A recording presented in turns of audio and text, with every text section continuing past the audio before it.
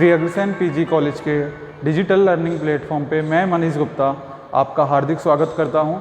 आपने ऑप्टिक्स की हमारी लेक्चर सीरीज जिसमें हमने लेज़र स्टार्ट किया था उसके स्टार्टिंग के 2 लेक्चर देखे होंगे और लास्ट लेक्चर्स में हमने रेट ऑफ ऑप्टिकल ट्रांजिशंस पर छोड़ा था। लास्ट लेक्चर में हमने probability of optical transitions discuss कर लिया था, type of optical transition discuss कर लिया था, कौन कौन से टाइप होते हैं, किस किस प्रकार से प्रकाशिक संक्रमण हो सकता है ये आपको पता चल गया होगा। 3 तरीके मैंने आपको बताए, अपशोषण, स्वतः उत्सर्जन और उद्दीप्त उत्सर्जन। इंग्लिश में बोले तो एब्जॉर्प्शन, स्पॉन्टेनियस एमिशन और आपका स्टिमुलेटेड एमिशन। तो ये आपको तीनों समझ में आए होंगे कि तीनों में किस तरह से चीज़ें काम करती हैं। फिर लास्ट में मैंने आपको इनकी प्रोबेबिलिटी निकालना बताया था कि पर सेकंड ट्रांजिशन की क्या प्रोबेबिलिटी है। ट्रांजिशन प्रोबेबिलिटी का मैंने आपको बता दिया था, उसे किससे डिनोट करते थे अपन, पी न्यू से। इसके अलावा मैंने आपको बताया था विकिरण तीव्रता के बारे में, उसको अपन ने किससे डिनोट किया था, आई न्यू। और लास्ट क्लास में एक रिलेशन भी मैंने बताया था, आई न्यू बराबर सी न्यू वी। तो वो किसके लिए बताया था मैंने आपको, विकिरण तीव्रता के लिए। तो यहाँ तक कल डिस्कस हमने कर लिया था, ठीक है। इसके बाद में नेक्स्ट टॉपिक चालू करते हैं, रेट ऑफ ऑप्टिकल ट्रांजिशन, प्रकाशिक संक्रमण की दर। अब देखो जो हमने पढ़ा था प्रायिकता, प्रायिकता एक तरह से मतलब प्रकाशिक संक्रमण की प्रायिकता और ये एक दूसरे से रिलेटेड हैं, पर प्रायिकता में क्या है, कुछ चीज़ें इंक्लूड नहीं होती जो हमें रेट ऑफ ऑप्टिकल ट्रांजिशन में इंक्लूड करनी होती हैं। तो वो देखना काफ़ी इंपॉर्टेंट टॉपिक है। तो रेट ऑफ ऑप्टिकल ट्रांजिशन जो टॉपिक है आपका, उसमें हम पहला पढ़ रहे हैं। पहला है हमारा एब्जॉर्प्शन, एब्जॉर्प्शन हिंदी में बोले तो अपशोषण।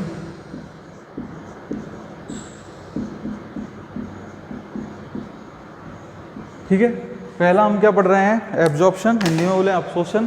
तो इसकी दर मेरे को निकालनी है। तो दर को, रेट को हम आर से रिप्रेजेंट करते हैं, तो आर लिख लेते हैं। और पहले जो एब्जॉर्प्शन होता है, थोड़ा सा मैं डायग्राम यहाँ पे बना देता हूँ एब्जॉर्प्शन का। इसमें क्या होता है, एक इलेक्ट्रॉन जो लोअर स्टेट में है वो हायर स्टेट में एक्साइट कर जाता है। सपोज करो कि ये स्टेट है 1, ये एनर्जी स्टेट है 2, इसकी एनर्जी क्या है बच्चों E1 और इसकी एनर्जी क्या है E2। एक फोटोन आपतित होता है h न्यू ऊर्जा का, जिससे ये क्या है, इलेक्ट्रॉन 1 से 2 में संक्रमित हो जाता है। तो इसकी आपको क्या निकालनी है, दर। तो R12 1 से 2 में जा रहा है, इसलिए इसको कैसे लिखेंगे, R12। इन चीज़ों को भी आपको अच्छे से समझना होगा कि 2-1 कब लिखते हैं और 1-2 कब लिखते हैं। अपशोषण में क्या लिखेंगे 1-2, उत्सर्जन में क्या लिखेंगे 2-1। ठीक है, तो 1-2 हमने लिख दिया। अब देखो इसकी पॉपुलेशन, जैसे यहाँ पर कितने और इस तरह के इलेक्ट्रॉन हैं, उसको मैं रिप्रेजेंट कर रहा हूँ N1 से। N1 इसकी पॉपुलेशन है और E1 इसकी क्या है, ऊर्जा। इसकी जो पॉपुलेशन है उसको मैं रिप्रेजेंट कर रहा हूँ N2 से। N2 इसकी पॉपुलेशन है, E2 इसकी ऊर्जा है। इस लेवल की पॉपुलेशन N1, इस लेवल की पॉपुलेशन N2। पॉपुलेशन का मतलब आप समझते हो, number of electron present in A state, मतलब इस अवस्था में कितने इलेक्ट्रॉन अवेलेबल हैं और इस अवस्था में कितने अवेलेबल इलेक्ट्रॉन हैं। ठीक है, तो इसको किससे लिखेंगे, अब R12 है वो किन किन चीज़ों के प्रोपोर्शनल होगा। पहली चीज़ पॉपुलेशन के लोअर स्टेट की। देखो भाई, अब मान लो पहली स्टेट में आपके इलेक्ट्रॉन अवेलेबल ही नहीं है, तो अपशोषण किसका कराओगे, आप नहीं करा पाओगे। तो अपशोषण कराने के लिए हमें क्या चाहिए होंगे, इलेक्ट्रॉन तो चाहिए होंगे। और जितने ज़्यादा इलेक्ट्रॉन होंगे लोअर स्टेट में, उतनी ज़्यादा क्या होगी, चांसेज होंगे कि वो ऊपर चले जाएं, संक्रमित हो जाएं, हायर एक्साइटेड स्टेट में चले जाएं। तो इसलिए जो संक्रमण की दर है वो किसके समानुपाती होती है बच्चों, N1 के, मतलब population of lower energy state के। और दूसरा मैंने आपको बताया, यहाँ जितने जो फोटोन आपतित होते हैं उसके समानुपाती होती है। तो उसको हमने किससे बताया था, U न्यू से। ये हमने लास्ट क्लास में डिस्कस कर लिया था। तो U न्यू हमने लास्ट क्लास में डिस्कस कर लिया था। इसके बाद में R12 बराबर, जब प्रोपोर्शनल के साइन को हटाएंगे तो क्या लगाएंगे, कांस्टेंट। और कांस्टेंट क्या होता है मैंने आपको बता दिया था, आइंस्टीन कोफिशिएंट। और V12 से ही रिप्रेजेंट करेंगे क्योंकि 12 है तो V12। N1 और U न्यू। ये समझ में आ गया होगा। देखो किस किस चीज़ के अवशोषण की दर समानुपाती है।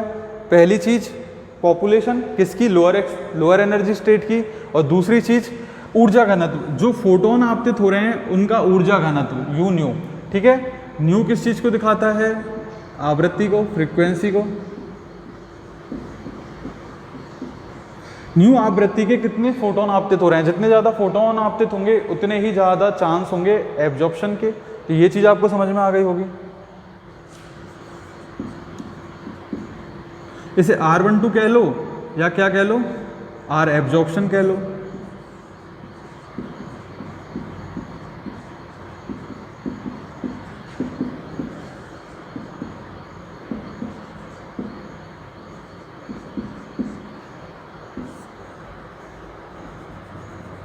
नोट कर लीजिए बच्चों इसे।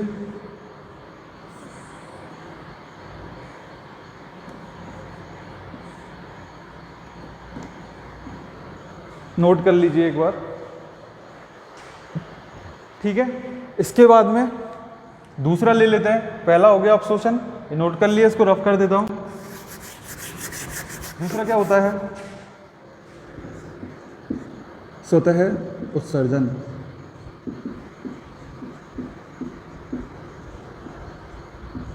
Spontaneous emission.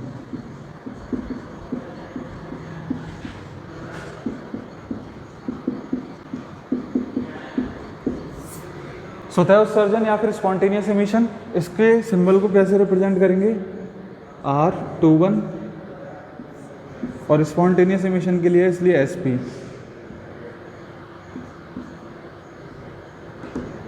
ठीक है, यहाँ तक समझ में आ गया। अब स्पॉन्टेनियस इमिशन की इमेज मैं दोबारा से बना लेता हूँ। ये लोअर एनर्जी स्टेट है, ये हायर एनर्जी स्टेट है। लोअर एनर्जी स्टेट और हायर एनर्जी स्टेट हमने बना लिए। इसके बाद में R21 जो है स्वतः उत्सर्जन को दिखा रहा है, इसलिए स्वतः उत्सर्जन में मैंने आपको बता रखा है कि जो हायर एनर्जी स्टेट है, यहाँ से जो इलेक्ट्रॉन है वो अपना जीवन काल पूरा करने के बाद लोअर एनर्जी स्टेट में लौट आता है, और H न्यू ऊर्जा का फोटोन उत्सर्जित करता है। इसको किससे रिप्रेजेंट करेंगे, E1 से। इसकी एनर्जी को किससे रिप्रेजेंट करेंगे, E2 से। यहाँ पर पॉपुलेशन क्या होगी, N1, और यहाँ पर पॉपुलेशन क्या होगी, N2। इस चीज़ में आपको कोई डाउट नहीं है। अब आप में से कोई बता सकता है क्या कि ये जो R21 है स्पॉन्टेनियस इमिशन का, ये किसके प्रोपोर्शनल होगा। देखो ये फोटोन की आपतित फोटोनों पे तो ये डिपेंड करेगा नहीं, क्योंकि इस पे कोई फोटोन आपतित नहीं हो रहा है। ये तो क्या कर रहा है, अपना जीवन काल पूरा कर रहा है, और जब भी इसका लाइफ टाइम पूरा हो जाता है, जैसे 10 की पावर -8 सेकंड है, जो भी इसका लाइफ टाइम है, तो उसके बाद में क्या करेगा, ये स्वतः ही, मतलब ये प्रक्रम, इसका नाम ही स्वतः उत्सर्जन है, स्वतः ही किस में आ जाएगा, लोअर एनर्जी स्टेट में एक फोटोन को उत्सर्जित कर देगा। तो ये केवल और केवल डिपेंड करेगा जो हायर एनर्जी स्टेट है आपकी, सेकंड स्टेट, इसकी पॉपुलेशन पर। जितनी ज़्यादा यहाँ पर पॉपुलेशन होगी उतनी ही तो चांसेज होंगे नीचे आने के। अगर पॉपुलेशन ही नहीं है यहाँ पर एक्साइटेड स्टेट में, तो इलेक्ट्रॉन नीचे कहाँ से आएंगे। नीचे आने के लिए पहले पॉपुलेशन तो होना जरूरी है इलेक्ट्रॉन्स की। तो ये बात आपको क्लियर हुई। तो किसकी प्रोपोर्शनल हो गया, N2 के। ये बात क्लियर है, N2 के प्रोपोर्शनल है। और किसके प्रोपोर्शनल है, किसी के भी नहीं। केवल और केवल किसके प्रोपोर्शनल होती है स्वतः उत्सर्जन की दर, एक्साइटेड स्टेट की पॉपुलेशन के, N2 के। तो इसको अपन कैसे लिख सकते हैं, R21 या RSP इक्वल टू R21SP लिख दो, या फिर क्योंकि R21 इसे नहीं लिख सकते पूरे को, कंबाइंडली लिखेंगे R21SP बराबर N2।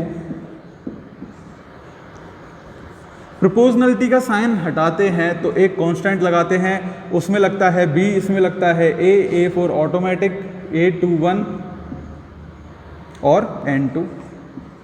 बताओ इसमें बच्चों कोई डाउट हो तो आपको। ठीक है, ये क्लियर हो गया स्वतः उत्सर्जन की दर कैसे निकालते हैं। मैं दोबारा से जो इनके डायग्राम है वो ड्रॉ कर रहा हूँ, जैसे आपको लास्ट लेक्चर में समझ में नहीं आया हो तो आपको फिर से समझ में आ जाए, इसलिए इनको भी ध्यान से देखते रहिए जो डायग्राम मैं आपके लिए बना रहा हूँ सभी ट्रांजिशंस के। तो इसको नोट कर लीजिए एक बार।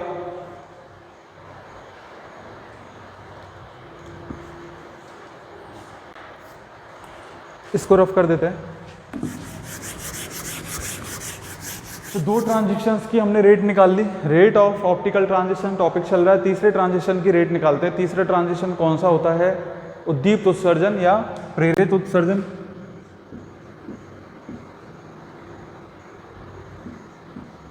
उद्दीप्त या प्रेरित।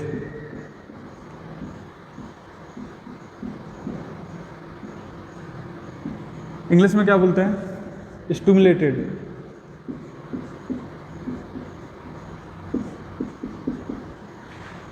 या इंड्यूस्ड।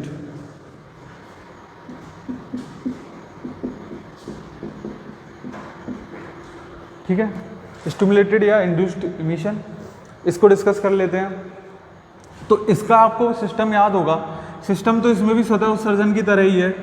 इसमें भी जैसे दो एनर्जी लेवल्स होते हैं, energy level 1 lower energy level और एनर्जी लेवल 2 जो हायर एनर्जी लेवल है। सपोज करते हैं कि इसकी एनर्जी E1 है और इस एनर्जी लेवल की एनर्जी E2 है। इस एनर्जी लेवल के लिए पॉपुलेशन सपोज कर लेते हैं कि N1 है और इस एनर्जी लेवल की पॉपुलेशन N2 है। ट्रांजिशन किससे किस में होगा? हायर एनर्जी स्टेट से लोअर एनर्जी स्टेट में, क्योंकि क्या है? इमिशन है। बिल्कुल राइट। तो सपोज कर लेते हैं इसकी पॉपुलेशन है, इसमें इलेक्ट्रॉन्स अवेलेबल हैं। अब बताइए R21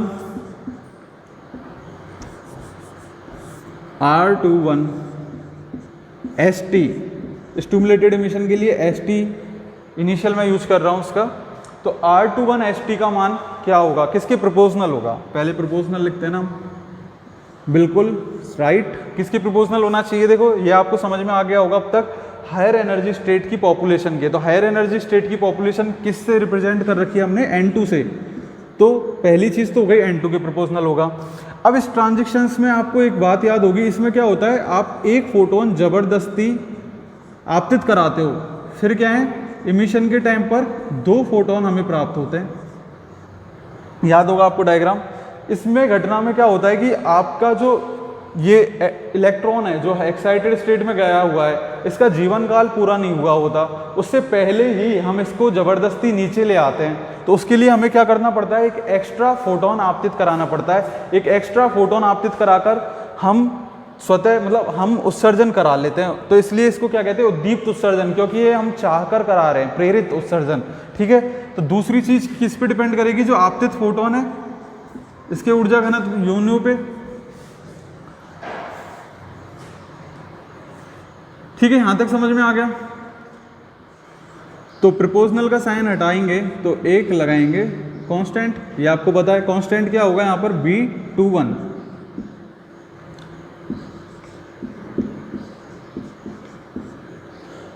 तो ये इजीली हमने तीनों ट्रांजिशंस की रेट ऑफ ट्रांजिशन, संक्रमण की दर निकाल ली। किसी को कोई दिक्कत है क्या? बताओ। आराम से निकल जाएगी तीनों ट्रांजिशन की rate of transition. R12, R21 spontaneous, R21 stimulated. R21 stimulated क्या आ रही है? B21, N2 यून्यू। आपको रिकैप कराने के लिए मैं और उन दोनों को भी लिख देता हूं यहाँ पर ही। बोलिए आप मेरे साथ, R21 SP क्या होगी? सोचो और बोलो एक बार। R21 SP कौन सा ट्रांजिशन होता है? स्पॉन्टेनियस एमिशन, मतलब स्वतः उत्सर्जन। तो स्पॉन्टेनियस के लिए क्या कांस्टेंट लिख दूं? A लिख दूं। 2 से 1 में होता है तो A21। पॉपुलेशन किसकी लिखेंगे? हायर एनर्जी स्टेट की। तो क्या हो जाएगी? A21 N2। इसको इक्वेशन नंबर 3 दे देते हैं और सपोज करते हैं कि ये वाली थी इक्वेशन नंबर 2। इसके अलावा R12 SP का मान क्या था? सॉरी, R12 तो किसके लिए होता है? एब्जॉर्प्शन के लिए। तो R12 का मान क्या था बताइए? B12 N1 और U न्यू। बिल्कुल राइट। इसको इक्वेशन नंबर 1 सपोज कर लेते हैं। तो इस तरह से हमने तीनों ट्रांजिशन की रेट ऑफ ट्रांजिशन या रेट ऑफ ऑप्टिकल ट्रांजिशन हमने फाइंड कर लिए। तो ये रेट अभी आइंस्टीन रिलेशन फाइंड करने में काम आएगी। अगला जो नेक्स्ट टॉपिक हम पढ़ेंगे वो होगा आइंस्टीन्स रिलेशन। ठीक है, आज की क्लास के लिए इतना ही रखते हैं। नेक्स्ट क्लास में हम डिस्कस करेंगे आइंस्टीन रिलेशन या आइंस्टीन का संबंध। ठीक है।